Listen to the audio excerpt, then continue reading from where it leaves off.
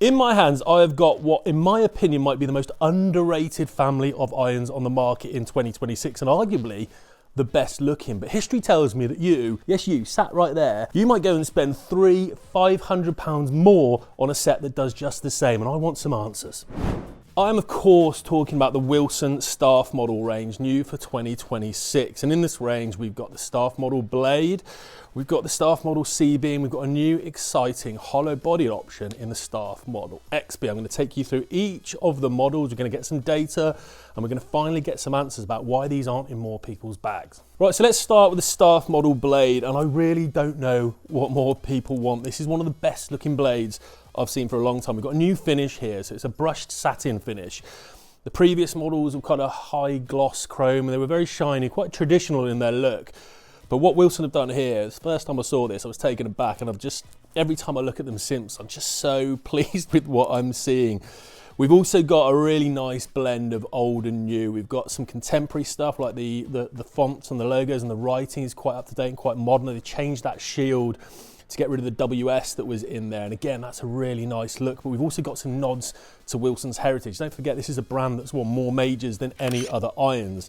We've got a little bit of a nod to that heritage here with some touches like the knurling around the hosel there, the little marks.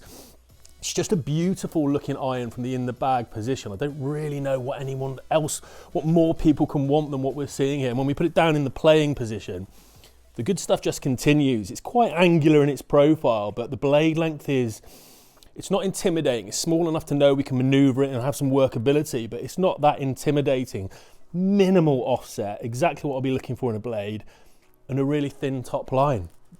Again, what more do you want? These things are absolutely beautiful. Let's hit a couple of shots away. Got a green set at 176 yards there. Let's hit a couple of shots away and see what we're feeling. A little bit right. Is it coming back? Yeah, it's coming back on target. And just as soon as I hit that off the face, can I have a hold the first one? That'd be a really nice start if I hold. Get in. Go on. Get in. Okay, not quite.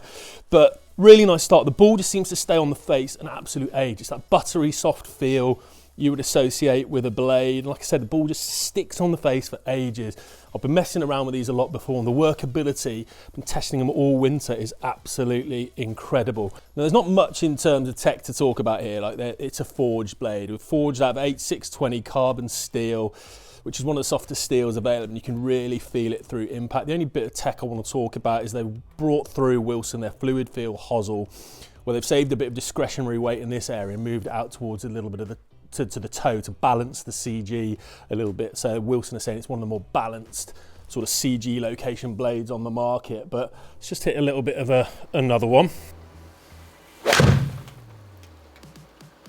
Again, I hope you can hear that on the audio. Just soft, melting into the face, exactly what I want to feel from a blade. And the consistency of numbers I've been getting from testing here are comparable to anything else on the range.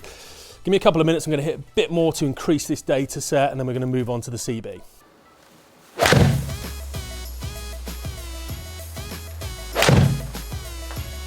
Okay, so that's the data collected with the blade. We'll talk about that in a little while. We're going to talk now about the CB. So this is very much a low handicap cavity, pretty conservative lofted, 34 degrees in the 7-iron. So think about maybe your T100s from Titleist, your P7 CBs from TaylorMade, that kind of iron.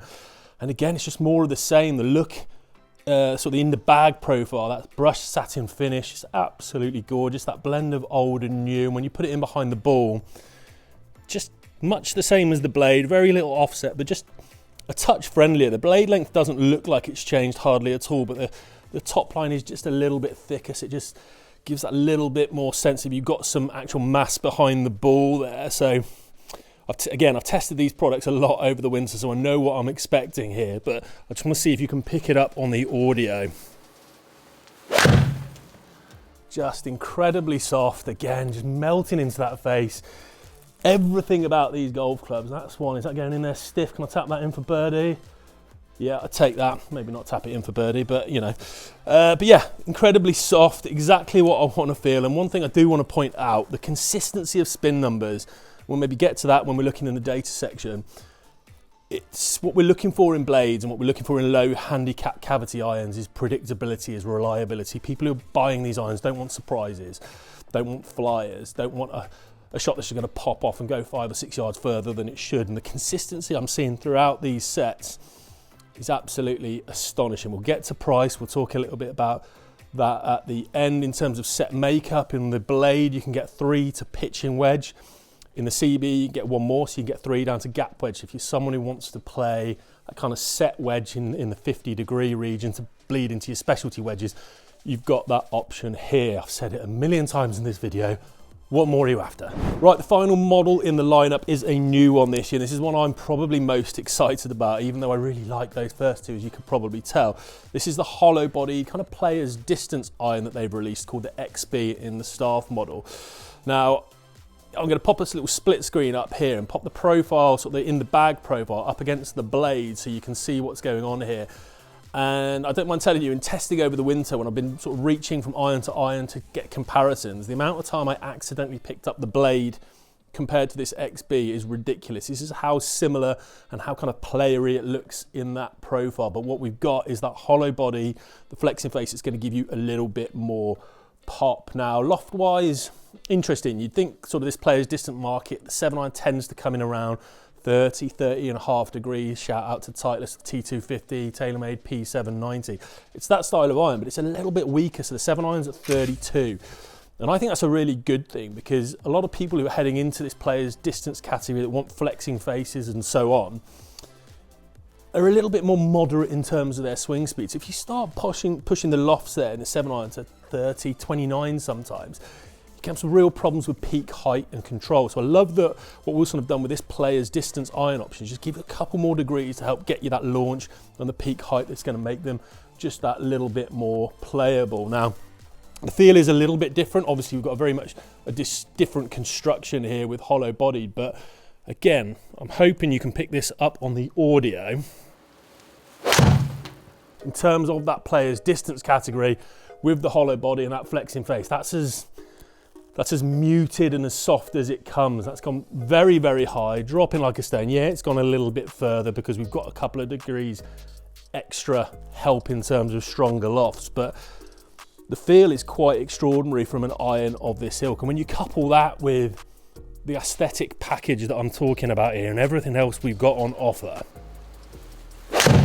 this is a really compelling, not just model of iron here, which I think is exceptional. I've been getting some really good consistent results with the whole family, and the ability to kind of combo between this set because of how cohesive they are is quite incredible. One thing I do want to shout out again about this model in particular, you can actually get a 2 and a 3 iron in this model.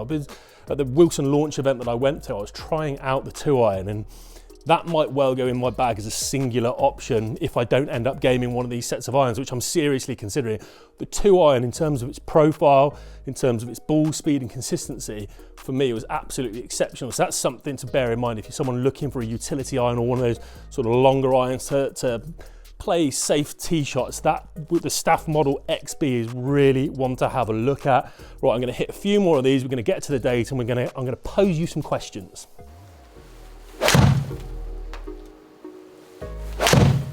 Right, so the data, this is what I wanted to see, and it's what I've been seeing throughout all of my testing this launch season with this staff model range.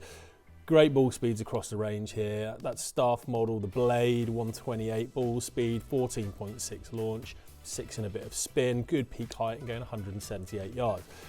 But the unquantifiables of that, the softness, the look, the aesthetic package it comes in is just absolutely, I hope you're getting the hint here that I really like that. In terms of the CB, really similar.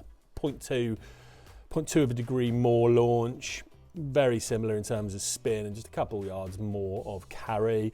And then the XB for me, little jump in ball speed, higher launch, lower spin, and 188 yards in carry. Now, the point of this data is to show that these absolutely stack up against any of its competition amongst any of the major OEMs. I think they're an incredible aesthetic package. I want to know what you think about that. Am I overdoing that? Have I just fallen in love and I'm being sort of distracted by the looks on show here? Let me know what you think of these aesthetics as well. But more importantly, why are you not going to play them if that's going to be the case? Is it simply a marketing thing? Do you see more of the products from TaylorMade, from Titleist, from Ping And because of that, subliminally, they're stuck in your head more when you go to make those purchases. Is it to do with tour presence? So you're not seeing enough guys or girls at the top end of the game winning professional tournaments with products? I'm dying to know what it is. I'm sure Wilson are. I hope this video goes some way to making you think about trying out this product this launch season. Thanks for watching, and let me know what you think down in the comments below.